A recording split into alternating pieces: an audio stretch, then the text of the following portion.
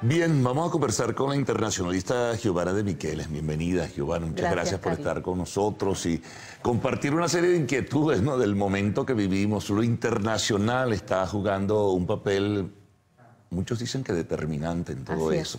Se percibe de esa forma, pero adicional hay también mucha tensión, ¿no?, crispación incluso, y hay también en lo internacional pues un movimiento que trata de alguna forma dinamizar al gobierno venezolano con visitas y apoyo de otros países. ¿Esto de qué forma, al final de cuentas, puede significar el corolario de la crisis venezolana? Sí, como tú muy bien lo señalas, Carlos, estamos viviendo un momento inédito. Nunca antes se habían conjugado tantos elementos a favor de un cambio político significativo en Venezuela. El gobierno venezolano está haciendo lo que le corresponde hacer, tratar de que ese cambio no se dé, tratar de mover sus fuerzas para mejorar su posicionamiento a nivel internacional, es decir, la manera como lo ve el resto del mundo, ¿no? Sin embargo, cuando hacemos un balance objetivo de la situación, pareciera que el gobierno está, digamos, como en una situación de minusvalía frente a la fuerza que va tomando la Venezuela opositora y el apoyo internacional hacia la Venezuela opositora. Se han conjugado unos elementos en estos momentos que nunca antes se habían dado en toda la lucha de la oposición venezolana por tratar de revertir este orden de cosas. Y eso es lo que, digamos, de alguna manera ha incrementado las expectativas tanto a nivel interno como internacional, ¿no?, sin lugar a dudas. Ahora, ¿cómo contrastar, vamos a llamarlo de esta forma, los bloques? Sí. Está, por un lado, el bloque que ejerce presión por el gobierno en búsqueda de una salida a través de un proceso electoral presidencial, libre, transparente, plural, en fin, con nuevo árbitro, etcétera, etcétera. Ya conocemos las variables. Sí, así es. Y Venezuela comienza a trabajar en un bloque también donde reúne a sus aliados naturales, Rusia, China, Bolivia, Nicaragua, Cuba y un grupo de países de África y Asia, ¿no?, que no sé cuál será el peso determinante en el contexto internacional. Que si comparamos los dos bloques, ¿cuál tiene mayor fortaleza? Por eso te decía que pareciera que, digamos, el bloque que apoya a la Venezuela opositora tiene como mucha más fortaleza. El bloque que apoya al gobierno se ve un poco más disminuido en todo este juego. Pero fíjate, a lo largo de los años uno termina aprendiendo que al enemigo nunca hay que subestimarlo, ¿no? Porque a fin de cuentas tenemos todavía a Nicolás Maduro, digamos, ejerciendo la presidencia, dando órdenes, controlando el acceso a las fronteras, pero de una manera, digamos, muy poco positiva para su objetivo, que es de permanencia en el poder. Es decir, ha ido cometiendo errores que llaman muchísimo la atención, porque uno dice, bueno, una acción, una decisión quizás un poco equivocada puede ser un error, pero una cadena de decisiones equivocadas ya no pareciera responder a un error. Por ejemplo, el tema del cierre de las fronteras, de la manera como se ha hecho, es evidentemente un error de cara a las exigencias o a la solicitud de la comunidad internacional. El llamar a elecciones adelantadas, pero para renovar al único poder público que la comunidad internacional reconoce como legítimo, parece ser a todas luces otro grandísimo error, que es llamar a elecciones para renovar a la Asamblea Nacional, que es el único poder, digamos, constituido, considerado legítimo y además legal por la comunidad internacional. Hay una cadena de errores del gobierno que terminan debilitándolo. Asociarse con estados que están calificados como estados forajidos a nivel internacional también es otro gravísimo error. Es decir, digamos, en la defensa están más bien logrando complicar todavía más su posicionamiento internacional, ¿no? Ahora fíjate, Giovanna, el tema de la ayuda humanitaria. Es fundamental. ¿Qué elementos que giren alrededor del tema de la ayuda humanitaria pueden provocar una situación que empuje, bueno, a la salida que buscan los opositores? Mira, entre otras cosas te voy a mencionar solo uno. Venezuela es signatario del Estatuto de Roma, lo cual quiere decir que Venezuela reconoce las competencias de la Corte Penal Internacional. Y el Estatuto de Roma, en uno de sus artículos, cuando habla de los crímenes de lesa humanidad, los caracteriza. Y en esa caracterización, uno de los hechos considerados crímenes de lesa humanidad es precisamente evitar que la población o un grupo de personas, un sector de la población, reciba alimentos y reciba medicinas. Eso es una presión muy grande que en estos momentos se está, digamos, ejerciendo sobre todas aquellas personas o individualidades que están impidiendo la entrada de la ayuda humanitaria. Porque recordemos que la Corte Penal Internacional no enjuicia estados, no enjuicia gobiernos, enjuicia personas. Y las personas no se pueden escudar bajo el hecho de que están cumpliendo órdenes. Ahora, ¿eso lo asume el gobierno como tal? Existe, hay signatario, como tú dices, pero la individualidad o las individualidades dentro de la estructura del poder, ¿entenderán eso? Yo creo que lo están entendiendo cada vez más. Además, hay otro elemento importantísimo, no lo olvidemos, y es que por fin las sanciones internacionales están demostrando lo que realmente eran. Desde el principio fueron concebidas como un instrumento de cambio. Tú castigas a alguien porque se está portando mal, y la idea es que en la medida en que cambie su conducta, tú le levantas el castigo. Claro. Eso es lo que están ofreciendo hacer también con las sanciones internacionales. Y estas sanciones están comenzando a hacer peso, no solamente en los receptores, en las personas receptoras, sino en su círculo, en su familia, ¿no? La posibilidad de levantar estas sanciones luce sumamente atractiva para ciertas personas que están probablemente pensando en la posibilidad de hacer vida fuera de Venezuela una vez que toda esta coyuntura pase. Es decir, hay varios elementos sobre la mesa que pudieran provocar un cambio en la conducta de algunos actores claves en esta situación. Ahora, a lo interno, ya entraríamos en el plano de las conjeturas, ¿no? ¿Tú crees que a lo interno ellos se han paseado por esa situación, han reflexionado sobre lo que le plantean como una salida? Yo no tengo la menor duda de que todos esos escenarios los deben haber, digamos, evaluado.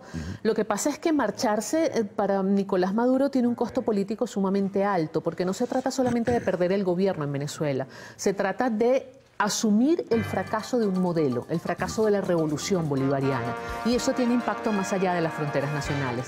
Entonces hay, digamos, muchos actores, y entre ellos actores internacionales, gobiernos de otros países de la región, por ejemplo, que están sumamente interesados en que Maduro permanezca en el poder. Y esto para él debe ser un elemento de presión muy fuerte. ¿Cuánto pudiera estar, como dicen algunos, influyendo ese poder político cubano sobre lo interno? ¿O es una mera especulación? Tú sabes que yo sobre eso, cónchale, yo invitaría a debatir mucho, ¿no? Porque a Cuba lo que más le convendría sería un gobierno en Venezuela que esté sólido y que renegocie los términos de acercamiento y de negociación con Cuba, ¿no? Cuba se está abriendo al mercado, Cuba se está abriendo al mundo muy lento. Con mucha pesadez, con mucha lentitud. Sí, lo está haciendo de una forma muy lenta, pero lo está haciendo, y eso hay que admitirlo. Entonces yo no sé hasta qué punto a Cuba le conviene todavía un gobierno absolutamente debilitado en Venezuela, que no tiene ninguna capacidad ya de seguirlo subvencionando, de seguirlo apoyando. Yo creo que ellos más bien lo que les interesa es pensar en la posibilidad de un cambio y acercarse al que venga. Ahora, ¿tendrá lo que venga en Venezuela desde el punto de vista político la disposición de renegociar acuerdos con Cuba? Ese es un interrogante para la cual yo no tengo respuesta. Claro, y en cuanto a Rusia y China, porque ahí, como algunos dicen, es un ejercicio retórico, sobre todo el de Rusia. China ha sido mucho más discreta, pero es que el pragmatismo también de la relación internacional indica que hay unas enormes deudas. Y fíjate que ya lo dijo Rusia, lo dijo recientemente, hace unos días atrás, que ellos lo que quieren es que les paguen su deuda. Ellos lo que les interesa es que quien quiera que esté en Miraflores honre los compromisos asumidos con Rusia. Y China exactamente lo mismo. Si bien es cierto que esta Rusia de Vladimir Putin ha querido recuperar espacios perdidos en América Latina, también es cierto que no están dispuestos a perder, digamos, todo lo que han invertido y todo lo que le han prestado a Venezuela por defender algo que no tiene ninguna capacidad de pago ya en estos momentos, ¿no? Bueno, vamos a hacer una pausa, Giovanna, y seguimos conversando con Giovanna de Miquel alrededor de este importantísimo y desde luego muy sensible tema como es Venezuela.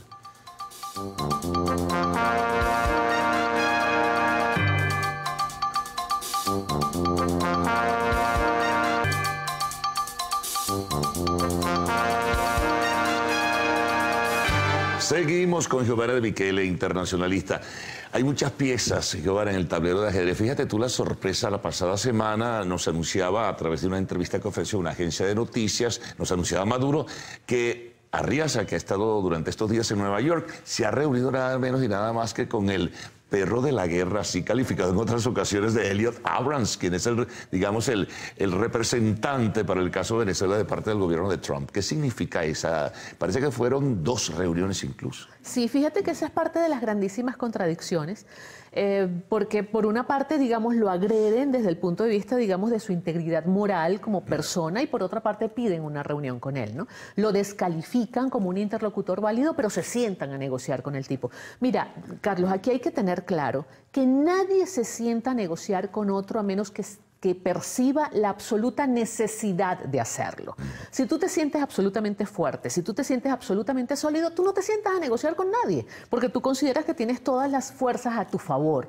Cuando eso no es así y tú percibes alguna vulnerabilidad, es cuando tomas la decisión de sentarte a negociar. Eso es una muestra, una evidencia de vulnerabilidad por parte del gobierno, que se está sentando a negociar con quien supuestamente le quiere dar un golpe de Estado y está patrocinando una intervención extranjera en el país. Eso por una parte. Y por otra parte, yo particularmente he visto con mucha desazón la manera como se ha manipulado el tema de Naciones Unidas. Se ha querido hacer ver que hay un apoyo de la Organización de Naciones Unidas al gobierno venezolano. Eso se reflejó en una rueda de prensa que la pasada semana ofreció el canciller Arriaza, ¿no? Por lo menos la lectura que le daba él a ese apoyo de algunos países. Y eso no es así. Eso no es así, te voy a explicar por qué. En primer lugar, la Organización de Naciones Unidas está conformada por 193 estados. Ese grupo que manifestó su apoyo al gobierno de Nicolás Maduro está representado únicamente por 14 estados. Podemos sacar el porcentaje, es menos del 10% de los gobiernos que conforman la Organización de Naciones Unidas. Ellos hablan de 50. Bueno, ahí había 14. Sí. ¿Okay? Y quienes suscribieron, digamos, el apoyo fueron 14 gobiernos nada más. Eso por una parte. Y aunque hubieran sido 50, el tema del apoyo a un gobierno no es solo desde el punto de vista cuantitativo, tiene mucho que ver con lo cualitativo. ¿Quiénes te están apoyando? Claro. ¿No? Un poco de aquello muy básico y muy coloquial de dime con quién andas y te diré quién eres. Hay apoyos que no ayudan, hay apoyos que más bien complican el escenario. ¿Por qué? Porque son estados que están calificados como estados forajidos a nivel internacional, otros estados fallidos, estados que están muy lejos de estar gobernados por regímenes democráticos y este tipo de cosas. Entonces, ese tipo de ayudas no son ayudas en realidad. Pero hay un asunto absolutamente importante. La Organización de Naciones Unidas, así como la Organización de Estados Americanos, no tiene la facultad de reconocer o desconocer gobiernos. Quien reconoce o desconoce gobiernos son los otros gobiernos. Sí, ciertamente. Me explico. La Organización de Naciones Unidas es un mecanismo para articular la cooperación, en fin, exactamente, entre todos los estados, pero no tiene ninguna capacidad efectiva de reconocer o desconocer un gobierno. Y en eso ha habido una grandísima manipulación. No es correcto decir que la Organización de Naciones Unidas está apoyando al gobierno de Nicolás Maduro simplemente porque el canciller Arriaza se reunió con Antonio Guterres, que es el secretario general de la organización. Es el deber de Antonio Guterres recibir al canciller Arriaza o cualquier otro canciller de un estado miembro de la organización cuando éste lo solicite. Ahora fíjate, esta semana, o al concluir esta semana, se cita una fecha, un episodio, pudiera surgir de allí el 23 de febrero. Te pregunto, ¿cuán determinante puede ser esa fecha o sirve más para hacer un ejercicio, digamos, de conjeturas? Mira, no tengo elementos suficientes para responder esa pregunta. Es como ubicarlo, por ejemplo, si no entra, Giovanna, el 23 de febrero, ese acopio ya significativo y en algunos casos abundante de ayuda humanitaria, ¿qué puede pasar? Es lo que te digo, no tengo elementos suficientes porque no sé cuáles son los escenarios que tienen previsto quienes están apoyando el ingreso de la ayuda humanitaria, es decir, los otros gobiernos o inclusive las organizaciones que a nivel interno están trabajando en ello. No sé cuáles son las acciones que ellos tienen previstos en caso de que el 23 de febrero ya no se permite entrar. Lo que sí es cierto es que el 23 de febrero se cumplen los 30 días desde la juramentación del señor Juan Guaidó y según el texto constitucional, a los 30 días debería haber una respuesta absolutamente categórica. Si bien es cierto que no hay posibilidad cierta, valga la redundancia, de organizar un proceso electoral como lo establece la Constitución, exactamente, no existe ninguna posibilidad para ello, sí es un lapso, digamos, que por la Constitución está establecido por lo menos para tener una respuesta.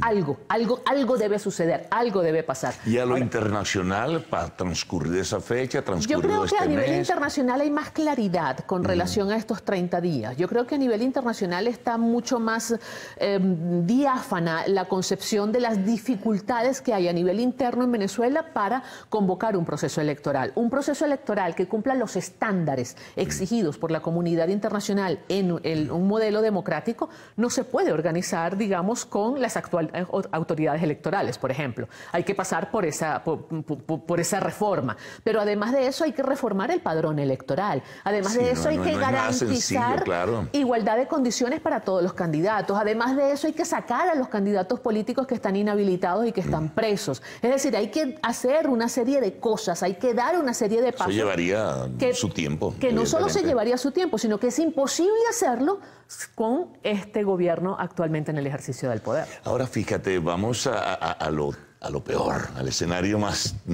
duro y más difícil, con el que sería una invasión militar, que muchos dicen no solo de Estados Unidos, sino que sería una especie de fuerza multilateral donde se agruparían Brasil, Colombia y quién sabe si algunos otros países. Ese péndulo que está allí permanente, ¿tú crees que pudiera de verdad o que pudiera empujar? No es tan sencillo como muchos plantean en el discurso de que viene, se aproxima, está por llegar, toca la puerta a la invasión militar. Eso no es tan fácil. Mira, es un escenario que está ahí, pero yo particularmente en mis trabajos, en mis análisis, le doy muy poca probabilidad de ocurrencia. Lo veo sumamente lejano todavía, pero no lo descarto del todo.